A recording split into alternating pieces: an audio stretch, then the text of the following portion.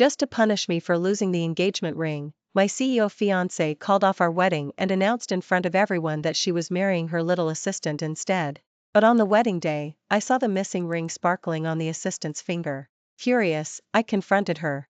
Luna only blinked and claimed I was targeting her out of spite. To prove her innocence, she wailed and threatened to quit on the spot. To soothe her, my fiancé called an emergency all-hands meeting, live-streamed it, and publicly scolded me for being jealous and morally unfit. Unless I signed away every last equity share to Luna as emotional damages, she would make the fake marriage real and leave me with nothing but humiliation. The entire boardroom erupted, eyes darted toward me, brimming with pity. Everyone expected me to fold, as I always had. Instead, I simply clasped my hands and bowed slightly. In that case, may the happy couple enjoy 100 years of harmony. Before we continue, please subscribe to this channel and comment where you're listening from. The moment the words left my mouth, Ivy's palm cracked across my face. Jason, have you lost your mind? You dare talk to me like that over a few equity shares? Gasps rippled through the room, then quickly died. They'd seen this before. Whenever Ivy felt slighted inside Sterling's glass walls, she never hesitated to curse or strike me. This time, though, the cameras were rolling. People thought she'd restrain herself. Clearly, she wouldn't. Luna's eyes sparkled with triumph, but she played shocked, killing the live stream and cooing, "Ivy, don't be angry, it's bad for you. Whatever Jason did, she's still your girlfriend." For a second Ivy's gaze flickered, maybe regretting the public slap. Hearing Luna, she sneered, contempt dripping. "She acts out exactly because she's my girlfriend, because I spoil her. That's why she's so childish." "Spoil me?" I snorted, too tired to argue. Whatever I said, she'd twist to fit her script. WHE. And I stayed silent. Ivy took it as surrender and dismissed the meeting. After the room emptied, she fixed me with an icy stare. "Jason, I never expected this. You screw up, show zero remorse, and then humiliate me in front of the entire staff. I'm disappointed." She always recited that line after scolding me. At first I believed it and searched my own faults, until I realized each bout of self-blame only widened the abyss she kept shoving me toward. "What exactly did I do wrong?" I asked quietly. "The wedding ceremony is finished." My words were nothing but congratulations. Surprised by my calm, Ivy blinked, then smirked. Petty as ever. That ceremony was pure PR, not a legal marriage. We'd hyped the wedding for a year. How would it look if it simply vanished? "You should thank Luna. She hunted down the lost ring while you were on your business trip and stepped in as bride to give everyone closure. You weren't even here, yet you throw a tantrum?" I almost laughed in her face. She dared mention the ring? I'd personally overseen its design. I recognized every millimeter. The diamond on Luna's finger was mine.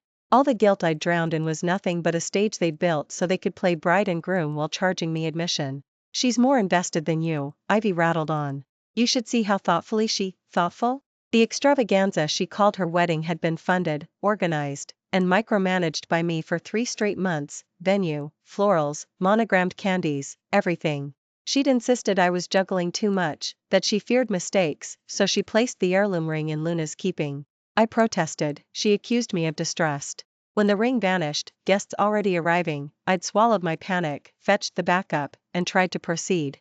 She raged that the replacement proved I didn't value the ritual, stormed off, and left me to placate shareholders, reporters, her mother, and 1,000 disappointed relatives. Exhausted, I'd flown out the next morning on the long-planned business trip. Now she blamed me without a shred of shame. Couldn't she have told me the truth, even once? Before, I'd have argued. This time weariness won. "Ivy, stop.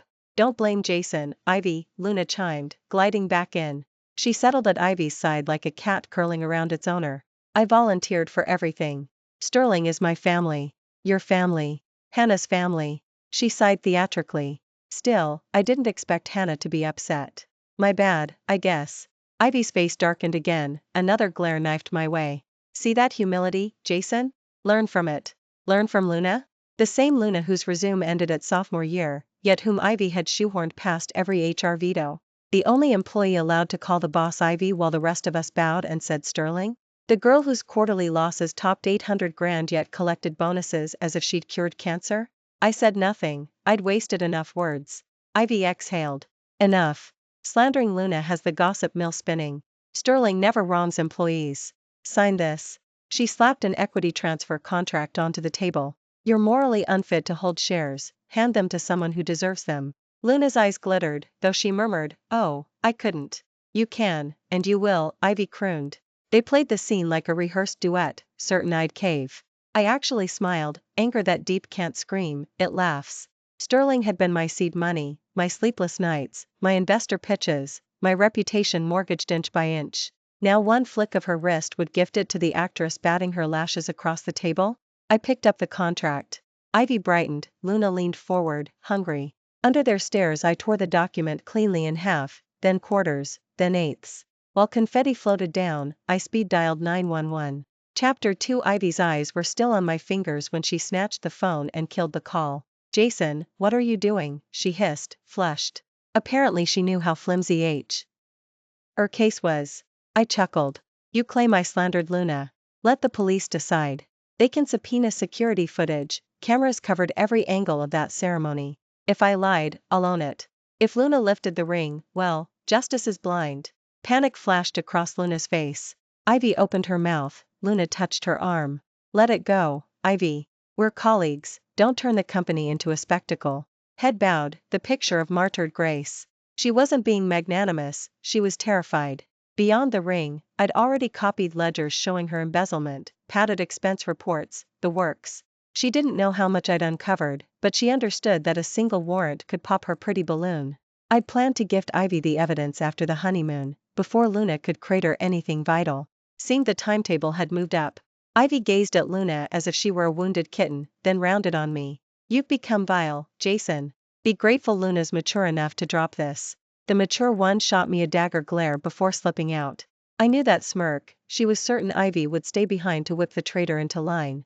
And sure enough, door closed, lecture begun, Ivy catalogued my failings versus Luna's shining virtues until her throat ran dry.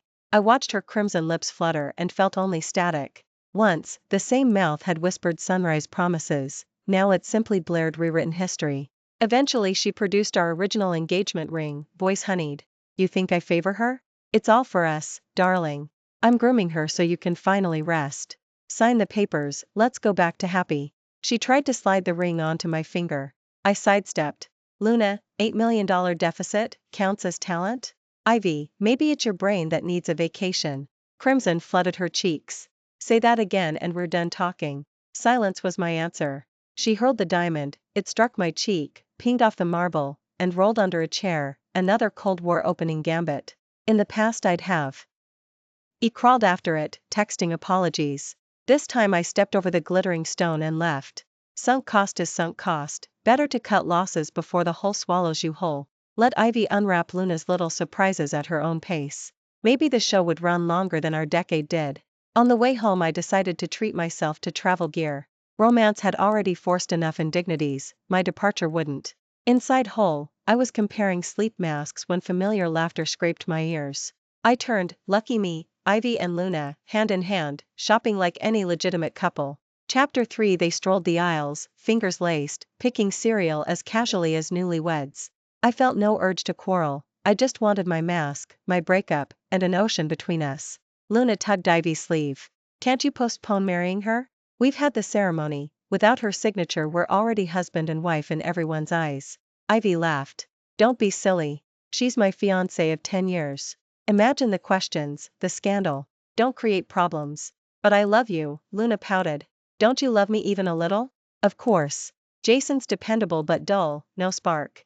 You're fireworks. If I didn't adore you, why would I blow up my own wedding just to give you your fantasy moment?" So the lost ring, the ruined vows, stunts choreographed for Luna's thrill, with me cast as the oblivious villain. I grabbed the nearest sleep mask and turned to leave. Luna's voice floated after. "Let's move in together, just us." Ivy warned, "I've indulged you plenty. Don't tamper with my marriage to Jason. We will wed. Cross that line and you'll see how harsh I can be." Luna answered with a reluctant little hum. So the cheat still considered herself loyal because she intended to keep the title wife. Never mind that every step toward the altar was negotiated around another woman's desires. I'd barely taken 3 steps when Luna called sweetly, "Why, Hannah? Shopping too?" Ivy spun, stunned. "Jason, what are you doing here?" I lifted the mask. "Picking up travel supplies." Luna narrowed her eyes. "Didn't you just return from a business trip? No flights on your calendar, why buy a sleep mask?" I ignored her and told Ivy, if you're both fine, I'll be going. Ivy looked awkward. Wait, we should talk. I kept walking. She blocked my cart. You're here to win me back, right? If you apologize properly, I might forgive you faster, I cut in. I'm not here for you. I need a mask for the flight. Stop scripting fantasies. I sidestepped. Ivy sputtered, keep pretending, Jason. Let's see how long your pride lasts. She screamed after me that our apartment contained only 2 people, no need for eye covers, proof I was lying. I didn't bother explaining the red-eye to Singapore I'd booked, I simply checked out. That night Ivy never came home, her favorite method of punishment. At 1 a.m. Luna posted in the company WhatsApp group, gorgeous new luxury sedan from my beautiful CEO. Luck favors the hardworking. Keep grinding, everyone, your dream ride is next. Photo, Luna beaming beside the freshly detailed car, Ivy's arm draped over her shoulder, both glowing. Chapter 4 Colleagues spam thumbs up and heart eyes. Ivy added a cute sticker reply recognition for excellence. Wish certain people would learn from her. Everyone knew certain people meant me. I yawned and typed, excellence equals losing the company 800 grand? Great effort, maybe try less next time. The chat froze, like stopped mid-scroll. Coworkers dived for the mute button. A former teammate private messaged, Jason, what happened? When I left on maternity you two were inseparable. She'd rejoined last month. In her timeline we were still the city's power couple. I stared at the screen, remembering. Once, Ivy would stay awake 3 nights when I ran a fever, fly to another state for the single mango I liked, surprise me with a sports car wrapped in silk on my birthday. That car is now a dented decade-old relic, exactly like our love. These days, when I'm sick she finds reasons to leave town. After 40-hour shifts she books red ice, not for my mango, but for a limited edition figure Luna wants. Every unexplained absence is followed days later by a smiling photo of the 2 of them, silent proof of where her hours go. The evidence is overwhelming, the relationship needs a merciful end. I pocketed the phone and began packing. Whatever I bought, I'm taking, whatever she gave, stays. Clean break, until I opened a drawer and found our photo album. Ivy hates cameras, every snapshot inside was coaxed with bribes, jokes, and kisses. It took 5 years to fill every page. I couldn't help flipping through the photo album, picture after picture of us. The memories came flooding back with every photo. Yet now, when I looked at them, none of the old sweetness remained. It all felt like another lifetime. Halfway through, my fingers froze. This photo, I'd never taken it. Even the dress, I'd never seen her wear it. Ivy hated having her picture taken. Unless someone coaxed her, she'd never pose willingly. So the only other person who could talk her into it didn't need naming. Someone else existed who could pester her the way I used to. Maybe she even kept another place, somewhere she could stash clothes she'd never worn in front of me. I slid that single print out and slipped it into Ivy's drawer. A few minutes later the door swung open, Ivy strolled in, thumbs flying over her phone, smile radiant. I was feeding our photos, one by one, into the fire bowl. She gave me only a dismissive glance. Can't sleep so you play arsonist? Must be nice to have nothing better to do. I knew she was furious her taunt hadn't worked.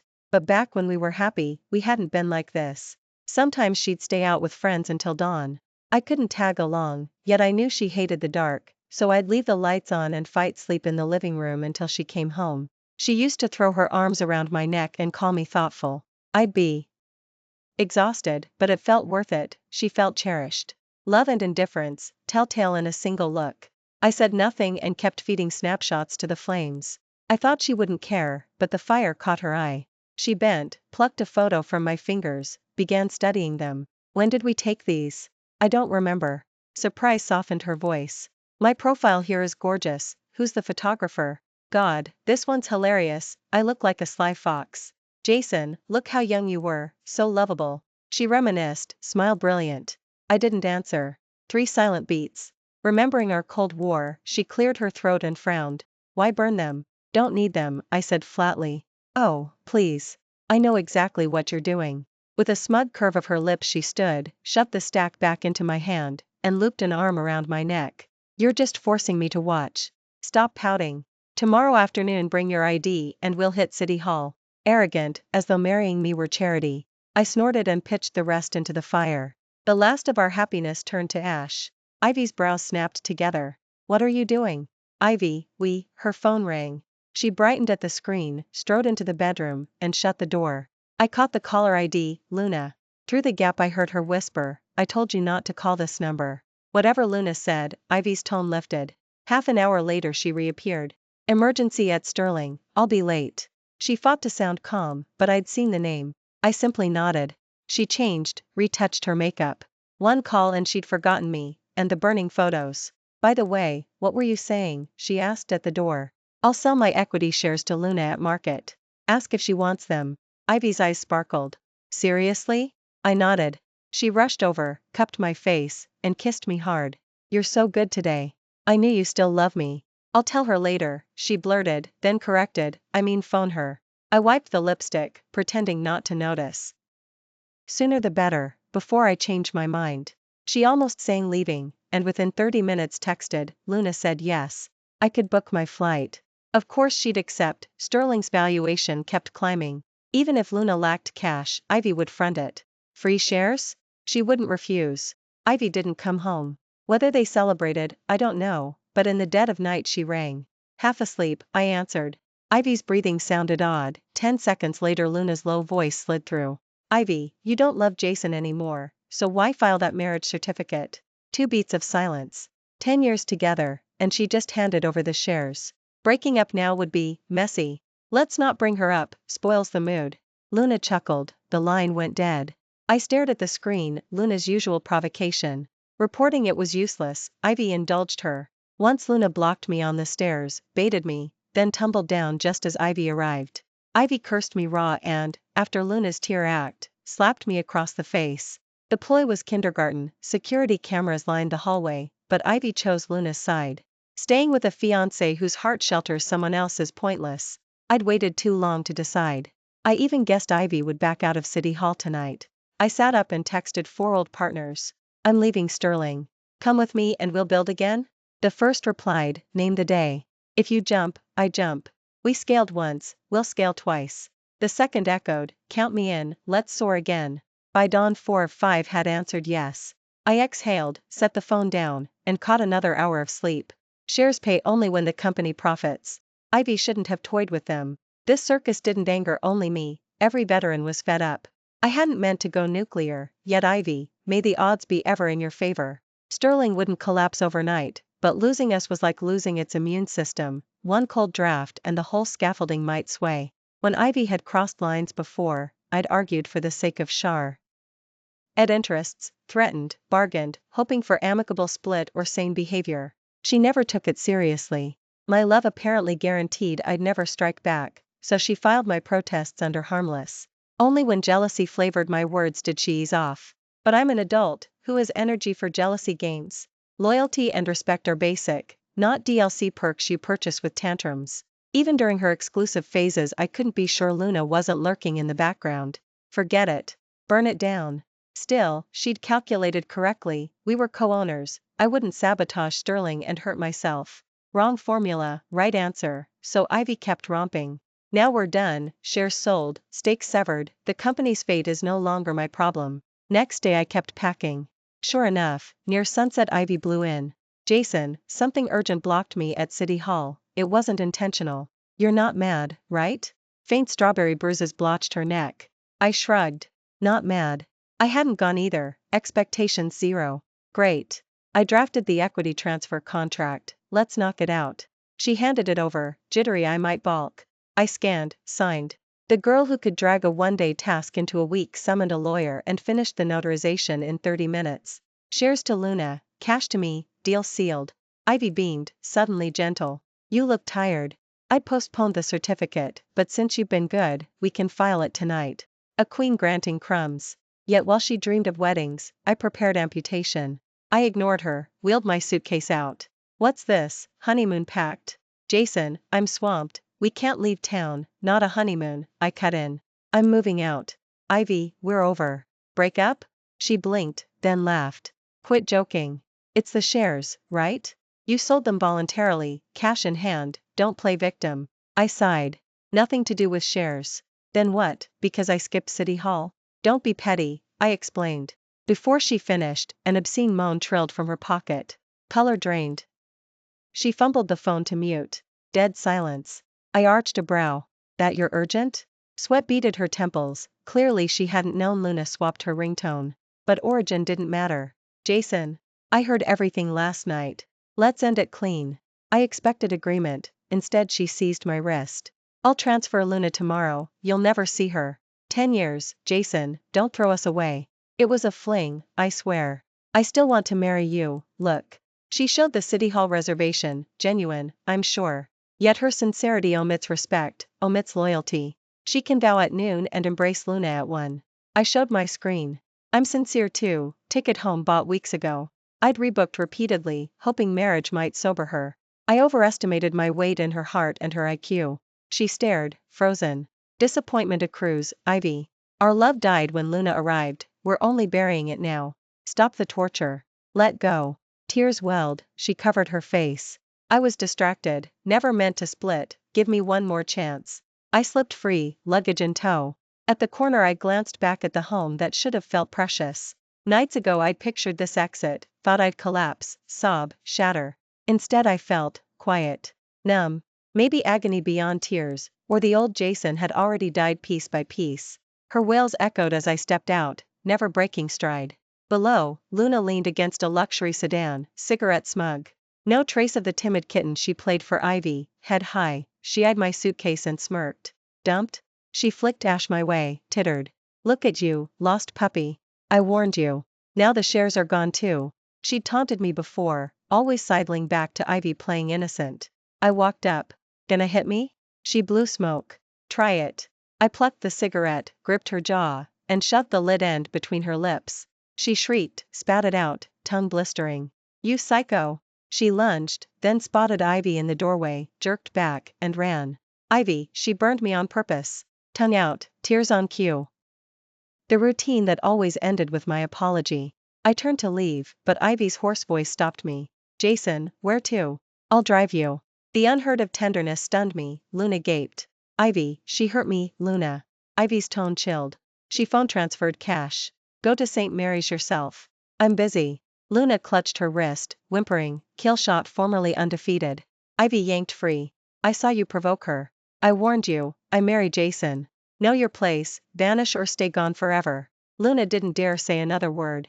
She shut her mouth obediently, then turned and ran off, looking aggrieved. Ivy glanced once at her retreating figure before turning back to me, her tone wounded. I'm sorry, Jason. I didn't know she. Cut the act. I cut her off before she could finish, my voice flat. You knew. You've always known she was provoking me, and you've always known exactly how wronged I was. She just treated Luna's slander as a harmless joke, playing along. This time, the only reason she didn't was because I broke up with her, otherwise, she'd still be standing on Luna's side. When my words landed, Ivy opened her mouth. She seemed to want to explain, but her throat only managed 2 short syllables before falling silent again. I wasn't wrong. She kept hopping between the 2 people who loved her. She wanted both, couldn't bear to lose either. Don't bother seeing me off. Hold on to what you still have. Consider it my final piece of advice after 10 years together. That's not how it is, Jason. The one I've always loved is you. I admit I felt a moment's novelty with Luna, but from start to finish, my heart has always belonged to you. Afraid I wouldn't believe her, Ivy frantically rummaged through her bag. After a moment she pulled out a diamond ring and lifted it reverently in front of me. Our engagement ring. The one she'd thrown away that day. I never thought she'd fish it out again. Ivy seized my hand and slowly slid the ring onto my finger. As though terrified I'd refuse. He gripped my hand hard. Our love has always been there. A fog just rolled in and I lost my way. When the fog lifts, I can still see the path, and I can see who matters most in my heart. She tried to win me back with the ring and the history we shared. But her smile soon froze. When the ring reached my knuckle, it snagged, clearly no longer the perfect fit.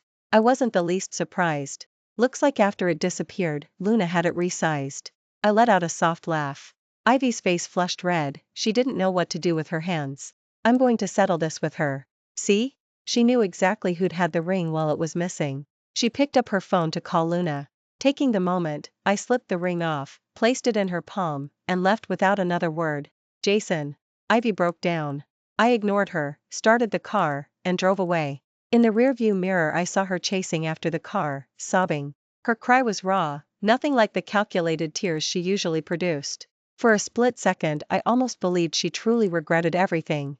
But I quickly remembered the scene at Hull, the way she'd smiled at Luna and said, "Of course I'll marry her," as casually as talking about tomorrow's weather, our 10 years together nothing more than an old doll she wasn't ready to toss. Maybe her regret came only from losing something familiar, not from realizing her mistakes. In that instant of her sorrow, I almost saw my own reflection. All these years since Luna appeared, hadn't I done the same, running after Ivy again and again, shattering over and over? I was luckier, though, with Luna around, she'd probably recover fast enough. Ivy chased a long time, but Jason never stopped. When the car vanished from sight, she halted in despair and trudged home. At the gate she found Luna waiting. Ivy frowned. "What are you doing here?" Luna stammered, "Ivy, I was afraid you'd be upset." I couldn't stop worrying. "Afraid I'd be upset?" Ivy asked with a half-smile. Luna nodded repeatedly. "Yes. Ivy, I'm really worried about you." A crisp slap exploded against Luna's cheek, her ears rang. She clutched her face. "Ivy, why'd you hit me?" Ivy laughed coldly. "You sing sweeter than a canary. If I'd actually brought Jason back, the first thing Sterling'd see at the door would be you waiting. I've told you over and over, know your place and stop scheming around our marriage. Did you treat my words like hot air?" Luna kept her head down, cheek in hand. Ivy had always sided with her, her little tricks never failed. Why was Ivy suddenly seeing through her? But the ploy was exposed, and she didn't dare argue. She could only apologize quietly. "I'm sorry. I just love you too much to control myself." Ivy sneered. "Save it. Jason's leaving, and that's on you. I'll give you 3 minutes to fix your face. Then you come with me and apologize to Jason." Luna stared in disbelief, but Ivy stayed unmoved. "You'd better do it. That way, after I fire you, I'll still give you a severance check." Luna grabbed Ivy's arm before she could open the door. "Ivy, how could you do this to me?" The salary meant nothing, her allowance from Ivy was many times higher. But the job itself meant everything. It let her hover in front of Ivy all day, let her discuss Jason again and again while Ivy dismissed him as petty, all thanks to the title of assistant. Business needs, right? Even spending more time together could be justified as work. Now Ivy was about to fire her. Without that advantage she couldn't maintain her presence in Ivy's life. Her face paled. Perhaps this was Ivy's real goal, cutting her off for real, not the playful little breaks she staged to appease Jason. Only by doing this could Ivy show Jason sincerity, maybe win him back. Luna bit her lip in resentment. After all this effort, was she going to lose everything? She looked tearfully at Ivy and received only a warning: "Don't try anything. If you refuse, I'll take back everything I've given you." Luna couldn't believe it. Yes. Ivy had been tender and passionate, today she'd turned ruthless. But Luna couldn't resist, at least not openly. Suddenly she realized that if she defied Ivy now, she'd end up with nothing. The luxury estate? Rented by Ivy, she could be told to move out at any time. The luxury sedan? Ivy had just bought it, but the title hadn't been transferred. As for equity shares, she didn't have that kind of money, everything was borrowed from Ivy. As long as they stayed together, repayment would never be mentioned. But if Ivy turned on her, she'd owe a mountain of debt. Cold sweat broke across Luna's back. Ivy's allowance had always been lavish, and she'd spent extravagantly. Only now did she see the truth. Every big-ticket item had merely been loaned, she owned nothing. Anger Ivy, and everything disappeared. Worse, Ivy could demand every cent back. It wasn't fair. Why should Jason walk away with equity Sterling could sell for a fortune, while she got nothing after everything she'd done? She kept her head down.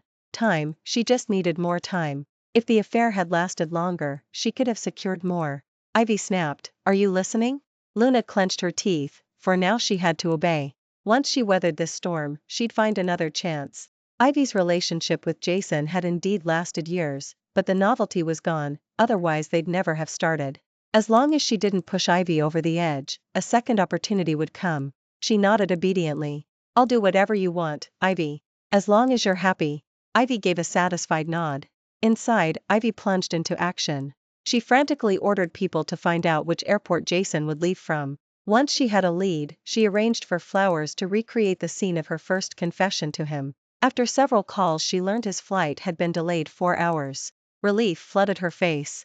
Even the heavens want to keep Jason here. She hurried to the safe, muttering, "I need a gift that shows real sincerity." Luna he pet herself to a towel and ice from the fridge to bring down the swelling on her cheek. Ivy never glanced her way, too busy plotting Jason's return to ask whether it hurt. The slap had landed hard, the imprint of her fingers bloomed before the ice finally tamed it. Watching Ivy glow with hope, resentment surged in Luna's chest. So this was the gap between her and Jason in Ivy's heart? Why? Suddenly Ivy exclaimed, "Perfect." Luna looked over. Ivy was holding a house deed, southwest exposure, bedroom balcony. "This layout is great. Jason will love it." Jealousy flashed so fiercely in Luna's eyes she could barely hide it. I thought things ended when I walked away. But I'd underestimated Ivy's obsession. Not long after I reached the airport, a notice went out: due to a few passengers, my flight would be delayed 4 hours. Many travelers cursed and switched flights. I wasn't in a rush, so I stayed in the VIP lounge and waited. Cup of hot water in hand, suitcase before me, I drifted into memory. When I first landed in this city, it was the same, me dragging a huge suitcase off the plane, greeted by Ivy's gentle smile. Back then, I came for her. Now, I was leaving her. My hometown is far away. After graduation I'd planned to go back, plenty of high-paying jobs had already offered. But for Ivy I turned them all down and followed her here. I never truly knew the city, yet because of her I'd grown attached. Now everything was calm. I was rehearsing how to explain things to my parents when I realized the lounge had emptied. Until that moment I hadn't noticed I was alone. I felt a flicker of unease. Checking the time, I saw I still had nearly an hour. Through the glass I spotted what looked like security guards talking to someone. Thinking it might be a document check, I stood. Just as I reached the door, a dozen girls filed in, each hugging a huge bouquet and wearing a cheapao. "Jason, please forgive Ivy. You know she was wrong and wants to take you home." They spoke in perfect unison. I frowned at the mention of Ivy. Only then did I realize the spectacle was her doing. The commotion drew stares. People whispered, eyes shining with envy. I remembered how she'd confessed to me the first time, Christmas night, heart-shaped candles in a full circle, rose petals drifting from above. She'd held an enormous bouquet, soaking up every gaze. I'd been moved and stunned, saying yes without a shred of reason. Over the years, whenever we fought, I'd calm myself by replaying that brave declaration. Now it just felt ridiculous. A moment's thrill had bought years of pain, bad math by any standard. Ivy had a real gift for spectacle. She should have gone into social media. I stayed put, and within 2 minutes 2 more figures appeared at the door. Who else but Ivy and Luna? From an angle Ivy couldn't see, Luna glared at me, jealous and furious. Then, in one smooth motion, she dropped to her knees in front of me. Silky smooth, so practiced I wondered if she'd been a palace eunuch in a past life. "Jason, I know I was wrong. Please forgive me and don't leave Ivy. She truly loves you. I'm willing to step aside and let the two of you be together." Her words were vague, as though she were the wronged party. Anyone listening without context might think she was the original wife and I was the homewrecker. Disgusting. I lifted my gaze to Ivy, saw the pleading in her eyes, and understood Luna's reluctant apology had been ordered by her. I gave a short laugh. This was probably the first time, when forced to choose, Ivy had sacrificed Luna to placate me. I looked down at Luna kneeling at my feet. Dropping to your knees as easily as taking a sip of water, that's a talent. Luna flushed with humiliation. Don't gloat. Right now she's picking you, but novelty always fades. No matter how much she favors you today, I'll find a way back into your lives. Looking at her calculating face, I simply smiled. You don't need to look for chances with me, because I'm done playing. I can out-scheme her, can't match her ability to endure humiliation. But so what? I don't have to waste time and emotion on a relationship that's rotten to the core. I'll build a new company, find a new lover. Anyone sane doesn't cheat if they want a life. From now on my energy goes to people, and bonds, that deserve it. Their circus is theirs to worry about. When I said I'm done playing, delight flickered across Luna's face. It was quickly replaced by suspicion. You're not planning some new trick, are you? I snorted and ignored her. Only someone like her would see a rotting rat as treasure. I looked away and met Ivy's expectant gaze. She managed a small smile. Leave, she said quietly to Luna. Luna scrambled up, offered me 2 insincere sentences, and walked off. But I caught the icy look she shot me from behind Ivy. Jason, I've fired Luna and made her apologize. You won't see her at Sterling again. Come home with me, alright? She took a huge bouquet of roses from an attendant and held it out just like the first time. Let's go back to the beginning, back to when we first got together. Let's start fresh, okay? Her eyes begged. I accepted the roses. Today's farce suddenly felt complete. Ivy's eyes lit, then dimmed when I spoke. You're overestimating yourself. If we started from scratch, do you think I'd still say yes? With that, I tossed the roses into the trash beside me. She stood frozen, loss flashing across her face, but she recovered quickly. Undeterred, she beamed again while rummaging in her bag. No matter. I'll show you my sincerity. I bought a new condo as a makeup gift. The place we live in now was purchased when Sterling was just starting out. All the decor is my taste. When we decorate our new home, everything will be your choice. You said you wanted a wall of pictures, so I picked out a camera and tons of frames. And to reassure you, I'll put the deed in your name, our condo deed. The deed? It was just in my purse. Panic crossed her face as she UG frantically, appending the bag in the end. Everything spilled out, except the deed. It was right here a minute ago. I glanced at my watch. Sorry, my boarding time's up. I don't have time to watch your performance. Ivy opened her mouth, but when our gazes met, the hope in her eyes evaporated. All that looked back was cold derision. What's gone is gone. No amount of clawing will bring it back. I let the words carry their double meaning. Ivy's eyes reddened again. She'd cried so much in a single day they were swollen. I could barely recall the once proud Ivy. She clutched my sleeve. Jason, please believe me one more time. I swear I won't make the same mistake. I paused, raised a brow, and asked, you say you won't make the same mistake? Thinking I was wavering, Ivy hurried to wipe her tears. Really? I swear I'll never make that mistake again. I laughed softly. Funny, I was about to say the same. Whether she'd truly cut off Luna only she knew. But I wouldn't repeat my own error and stay in this wreckage of a relationship. I'm leaving. I walked calmly past her. As though she finally understood nothing would bring me back, Ivy collapsed on the floor, sobbing loudly. I didn't look back, didn't react.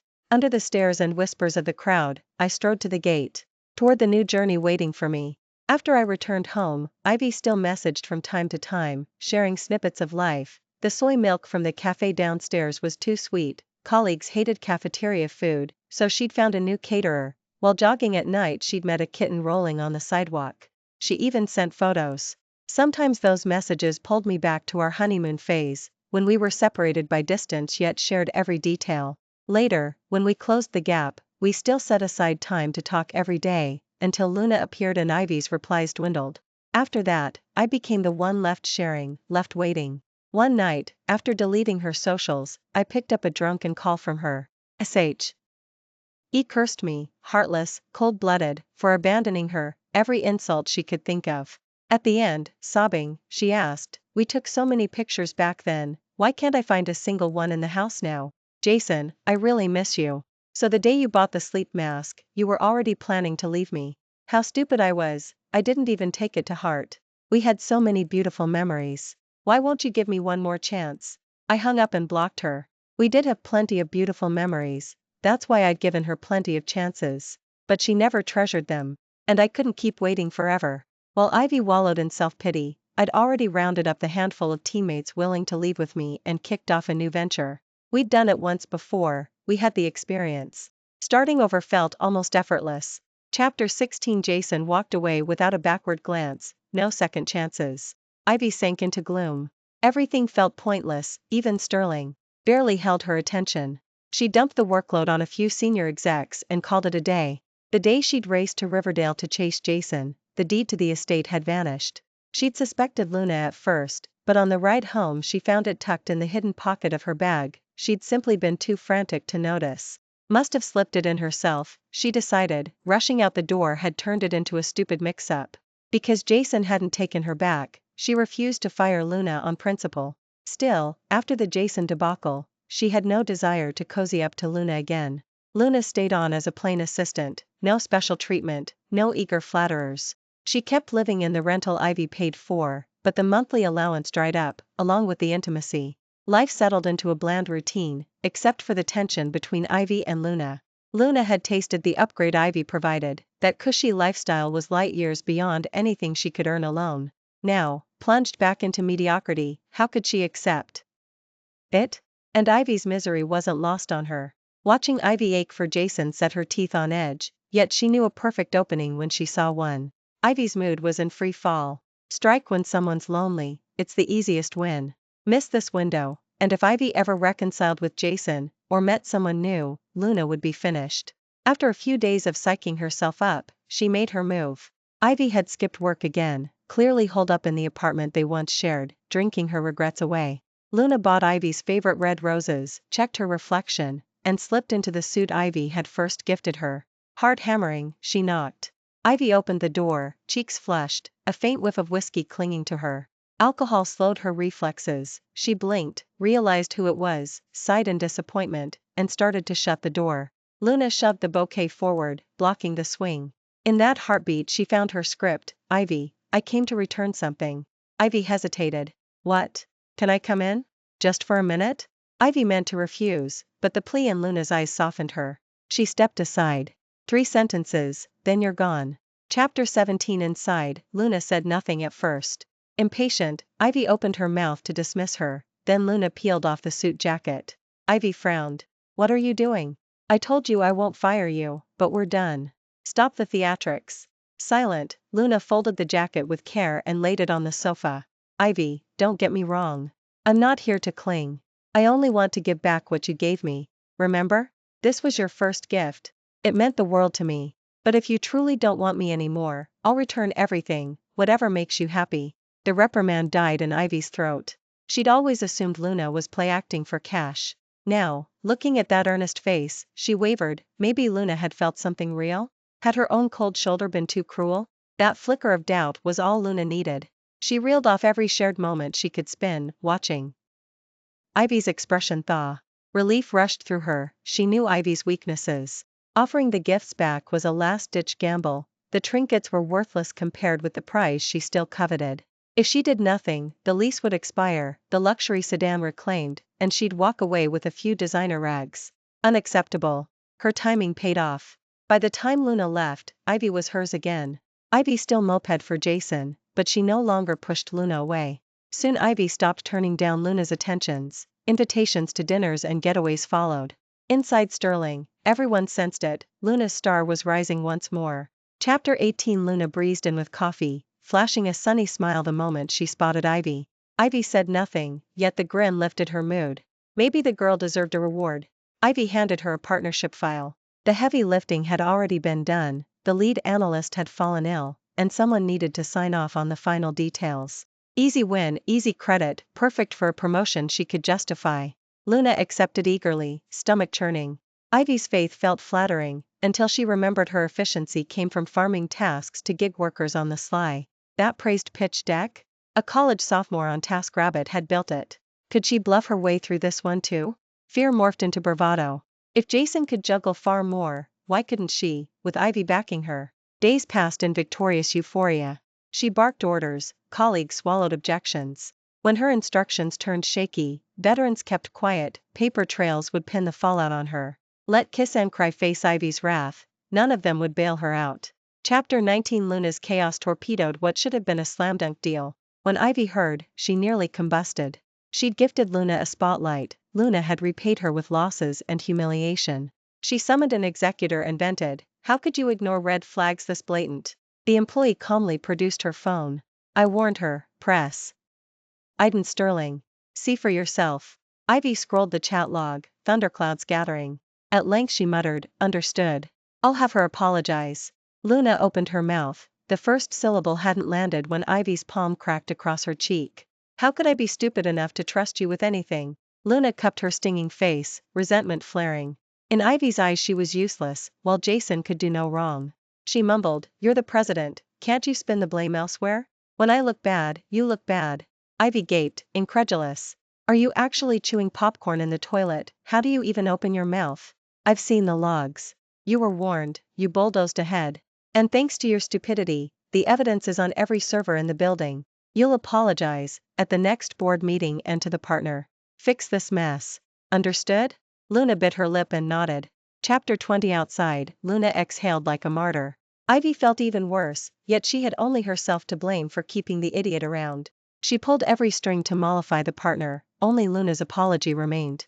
Financial fallout was irreversible, but salvaging Sterling's reputation was still possible, if Luna groveled convincingly. What Ivy never expected, Luna would create a bigger fiasco. Luna arrived, seething. Ivy's contacts had greased the wheels, but the partner's mood remained sour. How did Sterling botch such a simple detail? Sterling sneered. "When Vance was here, this never happened. The second time Sterling praised Jason, Luna's rage detonated. Humiliation after humiliation flashed through her mind, so she socked him in the face. By the time Ivy got the news, the man was hospitalized. She sagged against her desk, shrieking, "Get that waste of oxygen back here, now." Chapter 21. Luna slunk through the office under a barrage of sideways glances.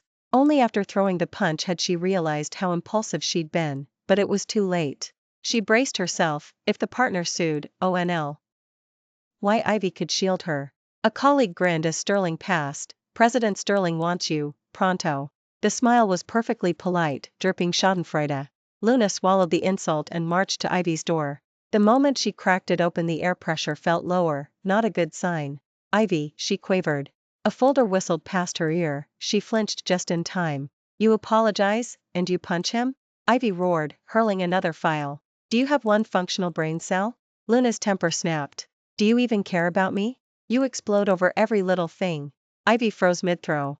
"Excuse me? One deal dies, so what?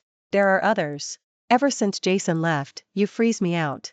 What does Sterling have that I don't?" Ivy stared, then burst into a hollow laugh. She was debating lunacy, as if trading Jason for Luna had ever been an option. The issue wasn't hearts, it was cold, hard cash. And Luna, bankrupt of both remorse and reason, still demanded affection. Ivy waved her out, too weary to argue further. Let Luna stew, she had a company to save. Chapter 22. Ivy's chuckles died. Seeing Luna's pout, she realized conversation was pointless. Idiocy this pure couldn't be reasoned away. She flicked her wrist. "Leave."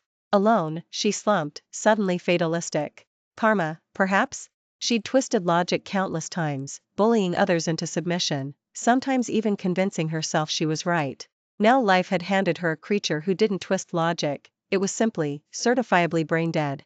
She pictured Luna's first plea after Jason's exit: "I'll do anything, return everything, just to see you smile." She'd believed a shred of sincerity lived in that speech, had let it sway her. Fool. If Luna had been the mercenary Ivy first assumed, she'd at least have feared consequences and stayed meek. Instead, her heartfelt devotion came with a free lecture on how Ivy didn't love her enough. When the dust settled, Luna would be out, provided she didn't detonate another bomb first.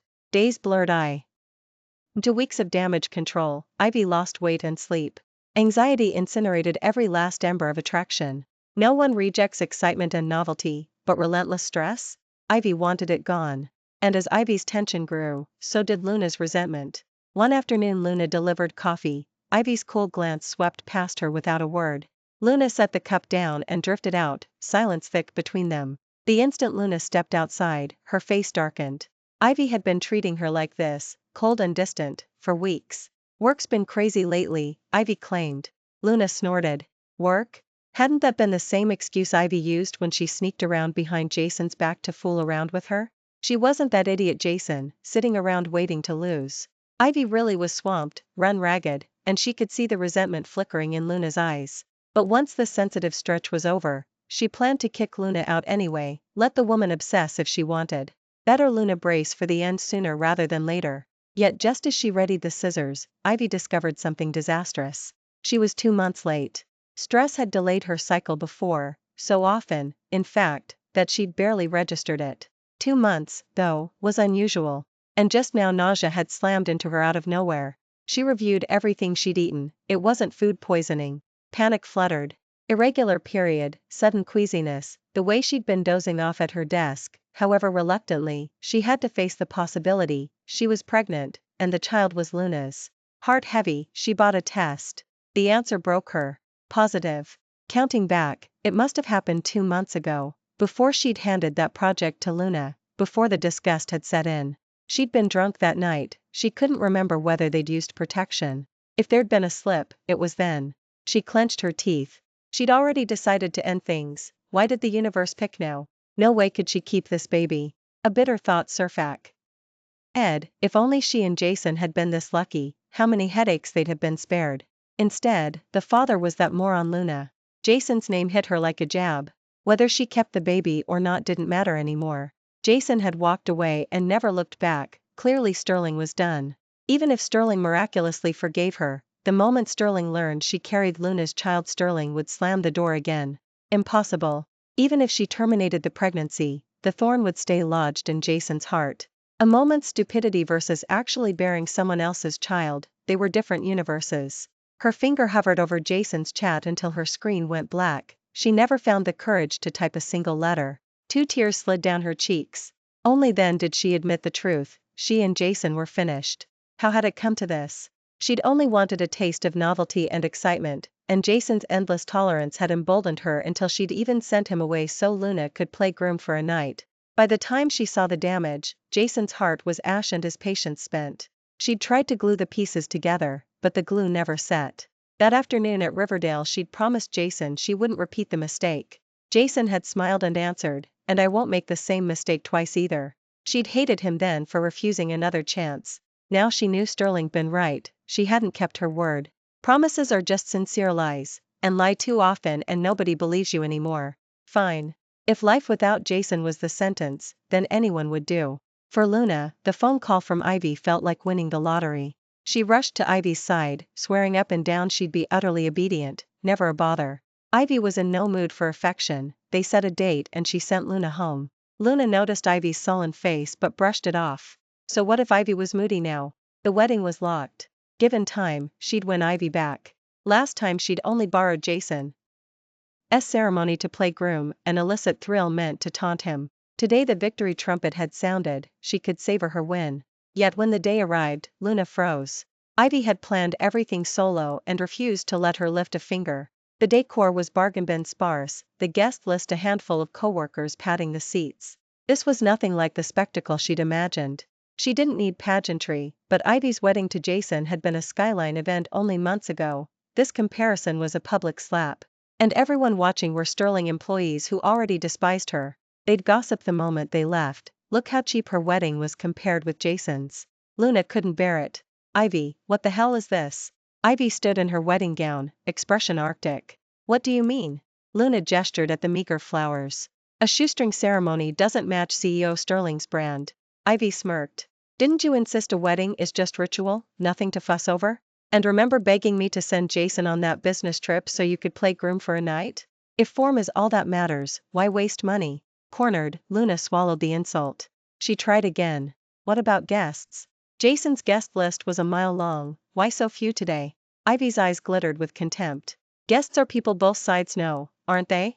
Jason and I invited partners, clients, shared acquaintances. Of course the crowd was big. But who do you know? Who knows you? Sure, director Yi recognizes you, after you made a scene and sent her to St. Mercy. Even if I groveled, do you think she'd show? Ivy's sneer burned. Luna seethed, yet had no comeback. She realized Ivy ranked people. Jason was human, she, Luna, was a pet. A dull human still deserved a seat at the table, while a pet, however amusing, ate on the floor. Regret seeped in. Ivy had never placed her on equal footing. She could struggle forever and still gain nothing. Luna thought of the money she'd embezzled and shivered. Once, Ivy would have shrugged off her pilfering or any other mess. Now those eyes held naked disdain. Luna trembled.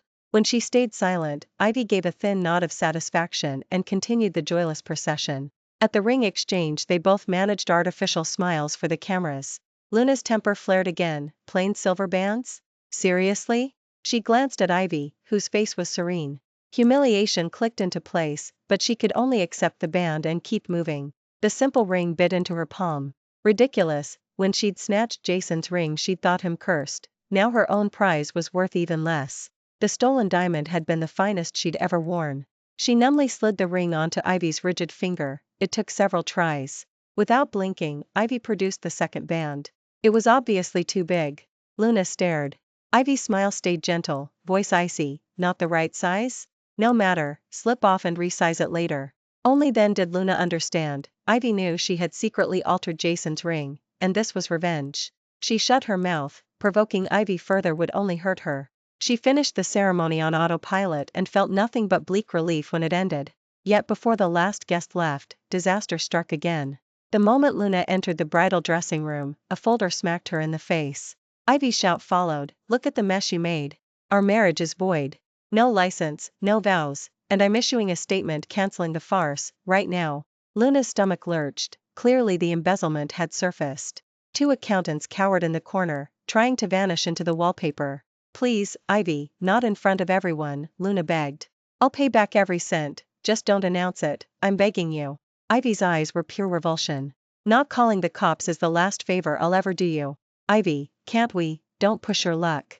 I'm not sending you to Riverdale, yet. Be grateful. Luna saw the granite set of Ivy's jaw and knew Mercy was dead. Desperate, she hurled the accusati on back. How can you treat me like this? Ivy raised an eyebrow. Explain. Tears streaming, Luna raged, since Jason left you've treated me like air while colleagues trampled me. After we reconciled you still treasured Jason's things.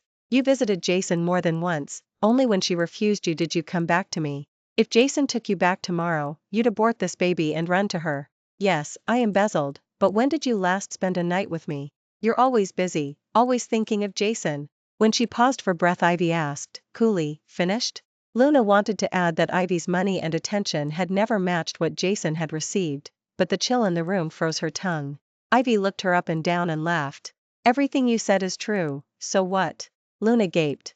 Ivy stepped closer, the click of her heels echoing. Forgotten already? You're the mistress, the kept kind. Second place behind Jason is exactly where you belong. You whine, so why stay? I told you on day one I had a fiancé, that you were just a distraction, you cheerfully agreed. I never lied. You took the cash and the sex, and now you want pity? The two accountants might as well have been wallpaper. Luna's face burned, she had no retort. Ivy sneered. Amazing, you bite the hand that feeds you and still complain about the flavor. You dare compare yourself to Jason? Jason was my partner in building Sterling, every dollar and share she earned. And you? What have you contributed besides drama? Bored with the punching bag, Ivy waved her away. Get lost. Cornered, Luna copied Jason's exit line, I'm leaving, don't bother looking for me. She spun toward the door, but after 2 steps Ivy barked, stop. Come back here. Hope flared, until Ivy snapped, what do you mean, don't look for you? Hello, you still owe me money. I'm not calling the cops, but don't pretend the debt is gone. If you run, the police will find you, and don't cry that I'm heartless. Luna gawked. That's all you have to say? Ivy frowned. What else? Silence stretched until Ivy finally laughed. Let me guess, you thought I'd chase you, weeping and begging? Dream on. She eyed Luna like a malfunctioning robot. Here's free advice, delete every romance app on your phone. There will be no dramatic reunion, no groveling from me. The wedding is cancelled, you'll repay every cent, and I'm terminating the pregnancy. Luna's head jerked up, but Ivy wasn't even looking. A child with your genes? I doubt it would be bright enough to breathe. With that, Ivy walked out, instructing the accountants, announce the cancellation after everyone finishes dessert, we don't want to ruin their appetite. On the stair landing Ivy exhaled. This ugly scene was the best damage control she could manage. She'd let Luna shred her life, cost her millions, and worst of all lose Jason, the partner of a decade. Not worth it. She had no one to blame but herself. Before self-loathing could settle, a hand shot out and shoved her down the stairs. Cameras recorded everything. In her fury Luna didn't care. Ivy's belly struck the edge, blood blossomed beneath her. Luna's eyes were red, voice a mantra, look down on me, will you, look down on me. Ivy's parting insult, you're not worth bearing my child, with your genes the kid would be an imbecile, cut Luna to the bone. Add the wedding's calculated humiliations, and Luna snapped, hurling Ivy down the flight. The crash was loud, a colleague peeked out, screamed, and soon Ivy was rushed to St. Mercy. The moment she regained consciousness, Ivy pressed charges. The fall wasn't long, but she was barely 8 weeks along, exhausted from cleaning up Luna's disasters, her body already depleted. She miscarried on the spot. Choosing to terminate was one thing, being assaulted into losing the baby was another. Now the whole company would know how catastrophically poor her judgment had been, no point shielding Luna's reputation. Her attorney filed 2 counts, embezzlement of company funds and aggravated assault causing miscarriage. Luna was convicted on both and escorted to Riverdale. Ivy instructed the lawyer to push for the longest sentence possible. Even with Luna behind bars, Ivy's life didn't improve. Scandal after scandal drove veteran employees and key clients away. Within months Sterling was bled dry. I heard Ivy filed for bankruptcy and vanished. No one has seen her since. On the day she disappeared, a courier arrived at my office, a deed to an estate in my name and a diamond engagement ring sized perfectly for my finger. My partners and I had just launched a new venture, intending to poach Sterling's clients, not for revenge, but because I'd built that market once and reclaiming it would be easy. Before we struck, they imploded. Faster than I'd predicted, convenient. I slid the deed and the ring into a drawer and headed for the boardroom. My future lies ahead. Thanks for listening. If you enjoyed the story, like and share it with friends. Leave your thoughts below, subscribe for more, and see you next time.